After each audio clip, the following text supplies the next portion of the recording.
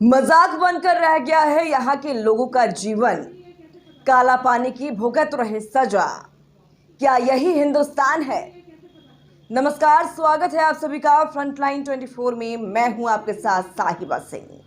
अगर आपसे पूछा जाए कि कोसी क्या है, तो आपका जवाब यह आएगा कि कोसी एक नदी है। यदि आप और अधिक जानकारी रखते होंगे तो इसके उद्गम स्थल से लेकर अंतिम बहाव तक की बात बता देंगे। लेकिन जो कोसी के बीचों बीच लहरों का सीना चीरकर अपने जीवन की पूरी अवधि यहाँ बिता रहे हों, उनके लिए यह बस एक नदी नहीं है।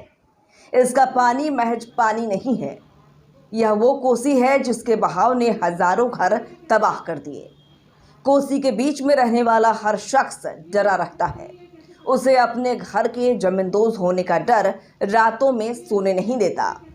यहाँ रहने वाले लोग हैं तो हिंदुस्तानी ही, लेकिन जब आप उनकी लाइफस्टाइल देखेंगे तो लगेगा कि आज़ादी के बाद असली काला पानी की सजा ये लोग झेल रहे हैं।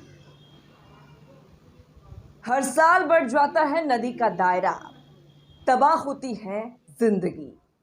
मधुबनी जिला मुख्यालय से लगभग 65 किलोमीटर की दूरी पर अवस्थित है मधेपुर प्रखंड का गढ़ गांव। इस पंचायत की आबादी तकरीबन 10,000 है। इसके दायरे में 11 गांव हैं। इस आबादी का 25% हिस्सा कोसी तटबंधों के ऊपर रहता है। यहाँ रहने का प्रमुख कारण यह है कि इनके पास अपनी जमीन नहीं है, न ही सरकार के द्वारा पुनर्वास किया गया है। चूँकि यह कोसी का इलाका है, ऐसे में स्थानीय बताते हैं कि कोसी हर साल हमारी ज़मीन अपने पेट में ले लेती है। कभी कभी तो कटाव इतना तेज़ होता है कि मिनटों में दर्जनों घर मिट्टी से पानी में तब्दील हो जाते हैं। यहाँ तक कि लोगों को संभलने का मौका भी नहीं मिल पाता है। तो चलिए जान लेते हैं कि गढ़गांव के 50% लोग जो कि कोसी तटबंध के ऊपर रहते हैं, उनका लाइफस्टाइल कैसा है। इस पंचायत के कुछ गांवों में जाने के लिए सड़क की कनेक्टिविटी तो है, लेकिन 4 ऐसे गांव हैं जहां जाने का एकमात्र साधन नाव है।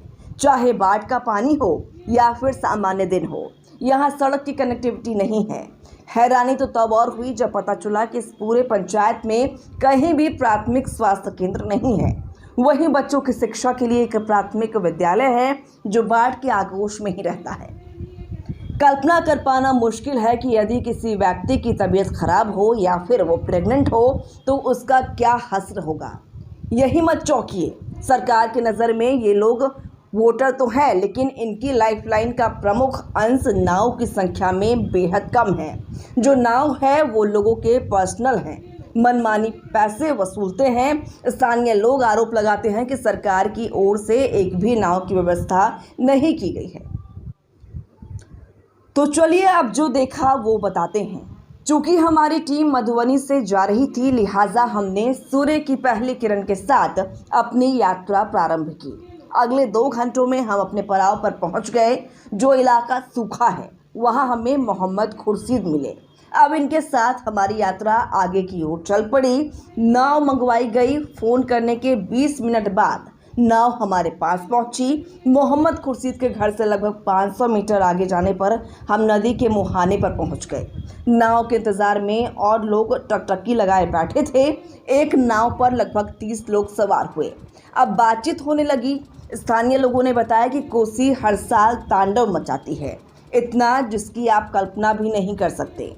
यहाँ सैकड़ों बार लोगों के घर तबाह हुए हैं, आशियाना डूब गया है, जान माल का नुकसान हुआ है, लेकिन सुध लेने वाला कोई नहीं। लगभग 10 मिनट के नाव की सवारी के बाद हम कोसी के दूसरे छोर पर पहुँचे। यहाँ पहुँचने पर पता चला कि लोग घर बना रहे हैं। मैंने सवाल पूछा, क्यों? जवाब आया, हुजूर 15 दिनों पहले तक इस जगह से 3 किलोमीटर आगे हम लगभग 50 परिवार रहा करते थे, लेकिन कोसी ने वो विकराल रूप धारण किया कि हमारे आशियाने जमींदोज हो गए। वहाँ बचा तो बस त्रासदी की निशानी। सर से पड़ला सांप काटते, कुछ काटते, एकरा कोई देखबैया नहीं छे, एगो नाव नहीं छे तत्काल के लिए बाल बच्चा के छान के ऊपर कर देते से नहीं छे। बताबू एहिसँ बढ़ि कऽ की होना चाही। मुखिया सरपंच जितलै कनि मदद करतियै पब्लिक से जाइ छियै देखैके लिए, से भी नहि एखन तक देखैके लिए। एहिसँ बढ़ि कऽ की हेतै सर? खाना पीना अपन दूसरे से लिए खलिए पिलिए और नदीमे गेली और की करबी एहिसँ बढ़ि कऽ? आब अगिलो रास्ता नहि मुखिया सरपंच सोचै छी, अगिला रास्ता की बाल बच्चा खेतै, केना ओकर पढ़तै, केना रहतै, कतऽ बसतै, सेहो नहि सोचि रहल छी। आब ओहिसँ बढ़ि कऽ की हेतै? प्रशासन के कोई लोग आबैया? कोई नहीं, एको को कोई नहीं। 2 मिनिस्टर लेकिन सुविधा जीरो। इस इलाके से बिहार सरकार में 2 मंत्री हैं, एक शीला मंडल जिनका यह विधानसभा क्षेत्र है, वहीं दूसरे राज्य सरकार में ऊर्जा मंत्री जिनका घर ही कोसी के मुहाने पर है। बावजूद इसके यहाँ विकास का फर्स्ट लेटर नहीं पहुंचा है। आम लोगों की तरह दिखने वाले इन लोगों के ख्वाब चकनाचूर हो चुके हैं। 72 वर्ष के एक दादाजी ने बताया कि आपसे पहले कोई नहीं आया। पीछे से ग्रामीणों की आवाज आई, हाँ ठीक बात है। जहन में सवाल है कि कोसी प्रोजेक्ट पर करोड़ों खर्च करने का दावा करने वाली सरकार इनके लिए कुछ कर नहीं सकती? क्या इन्हें पुनर्वासित करने की जरूरत नहीं है? हर साल 2 सालों पर ये लोग अपना आशियाना बदलते हैं। ये तो आपसी सूझबूझ है कि किसी की जमीन पर कोई घर बना लेता है और वो उसे आज़ादी से रहने देता है, लेकिन फिर अगले साल बुजुर्गों की आंखें पथरा गई हैं, जवान इधर से उधर घर बनाने में लगे हैं, बच्चों की आंखों में खाने की तरफ है, महिलाएं चूल्हा जलाने के लिए लकड़ियां ढूंढ रही हैं। क्या यही हिंदुस्तान है? हमरा आरके जमीन जगह सब कटि गेलै, कतहु कुछो नहीं रहलै। सरकार हमरा आरके खाए के बिना पेट में जूना लगा के सरकार बाल बच्चा के दिया रही है सरकार, और की कहूँ। कैसे आप यहाँ पे क्यों, मतलब कटाव की वजह से? कटाव की वजह से आए हैं हजूर, कटाव की वजह से? कटाव की वजह से आए हैं। तो सरकार की तरफ से कोई अभी आपको सुविधा नहीं दिया गया? सरकार कोई सुविधा नहीं है, कुछ नहीं है सरकार। कैसे फिर आप लोग इसे बना रहे हैं, मतलब पैसा? सरकार खुर्शीद बाबू सरकार हमरा आरके खेत दिल के, तब भैया सरकार बाल बच्चा लाकर रात दिन रोटी बना कर सरकार छिए और खाई छिए कर लगल छी। फिर पैसे की आर्थिक जो आप लोग की जो मदद कैसे हो रहा है?